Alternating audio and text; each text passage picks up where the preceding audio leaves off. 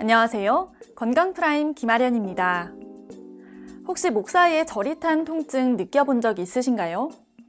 이런 경우 목 디스크라 생각하는 경우가 많은데요. 만약 목과 팔 혹은 상체에 통증이 있다면 경추 후종인대 골화증을 의심해 볼 수 있습니다.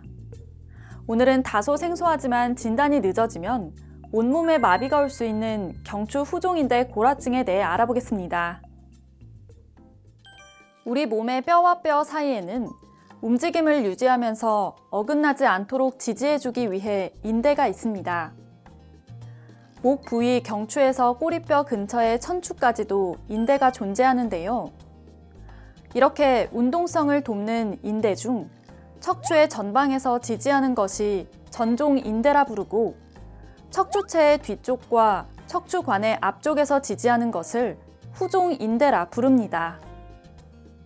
여기서 경추 부위에 있는 후종인대가 여러 가지 원인에 의해 뼈처럼 단단하게 굳어질 수 있는데 이때 신경을 압박해 신경장애가 나타나는 질환을 경추 후종인대 골화증이라 말합니다.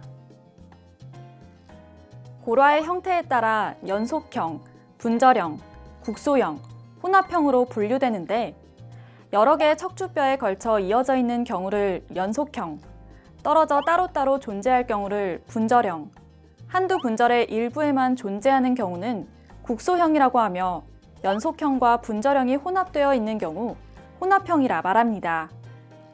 이 질환은 특히 우리나라나 일본에서 많이 발생한다고 알려졌는데요. 그 이유는 무엇일까요? 이 질환이 우리나라나 일본에서 유명한 질환인 이유가 있는데요. 서양인들은 잘 발생하지 않습니다. 유전적인 요인가 있지 않을까라고 얘기를 많이 하고 있습니다. 다만 이제 원인 자체는 밝혀지지 않았고요. 조사컨대 우리나라와 일본인들한테만 주로 있는 질환이고 서양이나 이쪽에는 드문 질환입니다. 그렇다면 어떤 증상들이 나타나기 시작할까요? 경추 후종인대 골화증 초기에는 경추 부위의 통증과 압박감이 나타납니다. 그러다가 점점 더 진행되면 후종인대가 딱딱해지고 점차 커지면서 신경을 압박해 팔이나 손저림, 통증, 감각 저하를 보입니다. 그리고 점차 하지가 강직되면서 보행에 지장을 줄 수도 있습니다. 이제 경추 후종인대 골화증에 관련된 몇 가지 궁금증들을 알아보겠습니다. 첫째, 경추 후종인대 골화증의 합병증은 무엇인가요? 증상이 심한 경우에는 사지 마비가 올 수도 있습니다. 증상은 보통 서서히 시작되고 장기간에 걸쳐 나타나는데요. 주로 신경근 압박에 의한 방사통보다는 척수 압박에 의한 척수병증을 보이는 경우가 대부분이고 배뇨와 배변 장애, 또 성기능 장애 등이 나타날 수도 있어 초기에 치료해야 합니다. 둘째, 경추 후종인대 골화증의 치료법은 무엇인가요? 주로 수술적 요법이 시행되는데 환자의 상태와 담당 의사의 소견에 따라 결정됩니다.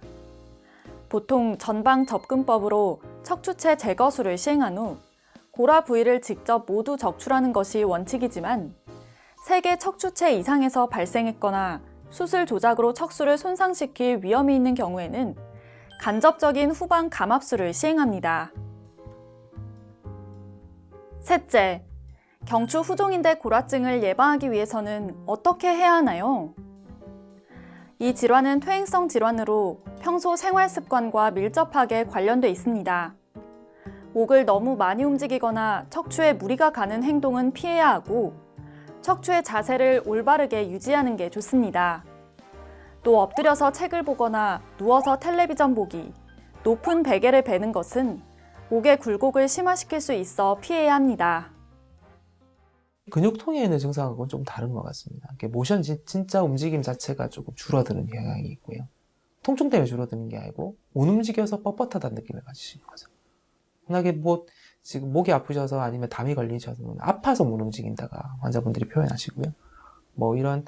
이런 경추에 생긴 후종인대 골화증은 뻣뻣해서 불편해요라고 표현을 하시는 경우가 더 많습니다. 그래서 오히려 증상 차이가 분명히 있고요. 근육에 관계된 증상들은 좀 극심하다면 이게 극심한 통증으로 오지는 않습니다. 오시게 되면 팔이 안 들려로 오시는 경우가 더 많아요. 이렇게 경추 후종인대 골화증은 다른 목 질환들과 증상이 비슷하지만 엄연히 다른 질환입니다. 무거운 머리를 지탱하고 있는 경추는 고개를 숙일 때마다 심한 하중을 받게 되는데요. 특히 장시간 앉아서 일을 하는 직장인들이나 학생들의 경우 평소 목 건강에도 신경을 써보시기 바랍니다. 지금까지 건강프라임 김아련이었습니다.